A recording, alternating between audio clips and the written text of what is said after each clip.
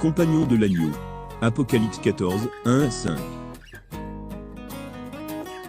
Puis, voici que l'agneau apparut à mes yeux, il se tenait sur le mont Sion, avec 144 000 gens, portant inscrit sur le front, leur nom, et le nom de leur père.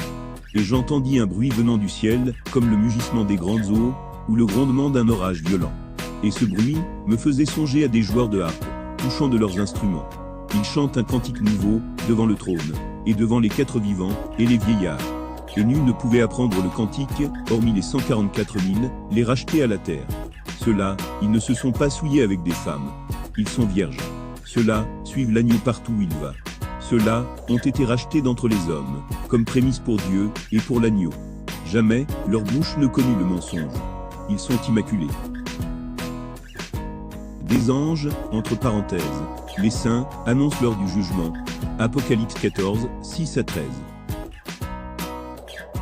Puis, je vis un autre ange, qui volait au zénith, ayant une bonne nouvelle éternelle, à annoncer à ceux qui demeurent sur la terre, à toute nation, race, langue et peuple. Il criait d'une voix puissante, craignez Dieu, et glorifiez-le, car voici l'heure de son jugement. Adorez donc celui qui a fait le ciel, et la terre, et la mer, et les sources. Un autre ange, un deuxième, le suivit en criant, elle est tombée, Babylone la grande. Elle qui a abreuvé toutes les nations, du vin de la colère. Un autre ange, un troisième, les suivit, criant d'une voix puissante, quiconque adore la bête, et son image, et se fait marquer sur le front, ou sur la main, lui aussi, boira le vin de la fureur de Dieu, qui se trouve préparé, pur, dans la coupe de sa colère.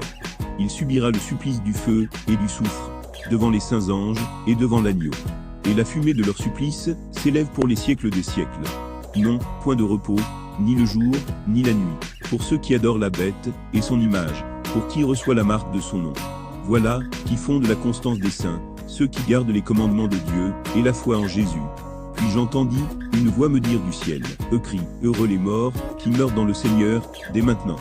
Oui, dit l'Esprit, qu'ils se reposent de leur fatigue, car leurs œuvres les accompagnent. La moisson, et la vendange des nations. Apocalypse 14, 14 à 20. Et voici qu'apparut à mes yeux, une nuée blanche. Et sur la nuée, était assis comme un fils d'homme, ayant sur la tête, une couronne d'or, et dans la main, une faucille aiguisée. Puis, un autre ange, sortit du temple, et cria d'une voix puissante, à celui qui était assis sur la nuée. Jette ta faucille, et moissonne, car c'est l'heure de moissonner, la moisson de la terre est mûre. Alors celui qui était assis sur la nuée, jeta sa faucille sur la terre, et la terre fut moissonnée. Puis, un autre ange, sortit du temple, au ciel, tenant également une faucille aiguisée.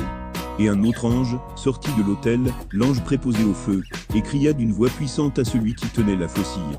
Jette ta faucille aiguisée, vendange les grappes, dans la vigne de la terre, car ses raisins sont mûrs. L'ange alors, jeta sa faucille sur la terre. Il en vendangea la vigne, et versa le tout, dans la cuve de la colère de Dieu.